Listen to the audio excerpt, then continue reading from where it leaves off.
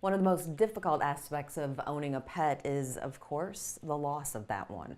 This morning I'm at Jefferson Animal Hospital with Brooke and Rebel and Dr. Kennedy. There's no such thing as just a dog or just a cat. No, don't ever let people tell you that when you lose a pet for whatever reason. Pets don't live very long. They do get cancer. That's probably our #1 reason that people have to do a humane euthanasia for their pet. They do have trauma. They get hit by a car.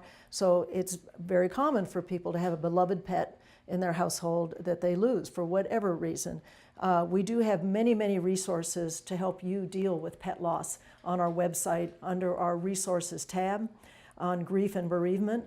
There is the same 5 stages of grief for losing a pet. And don't let your coworkers say it's just a dog, please. The 5 stages are just like losing a human. People go through shock and denial. They go through anger, bargaining, I'll be a better person, blah, blah, depression, and then acceptance in the recovery stage.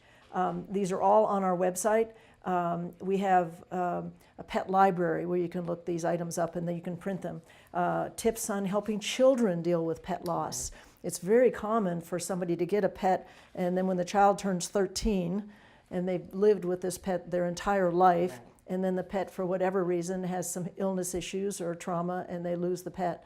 So it's very important that children, and these are valuable resources for children to deal with pet loss. Okay, now let's turn to different ways that you can actually honor, memorialize your pet. We have a fund, and it's on our website, the American Veterinary Medical Foundation, that you can go in to and leave a donation in memory of your pet. This helps us help people who don't have the funds to treat their pet. Many times people come in here with an emergency, they don't have any money. And if we have money in our foundation fund, then we can help them with surgery or treatment. Okay, and so moving on, and just a couple more items that we have here. These are some things that we give to people when they lose a pet. These are tips for dealing with a pet.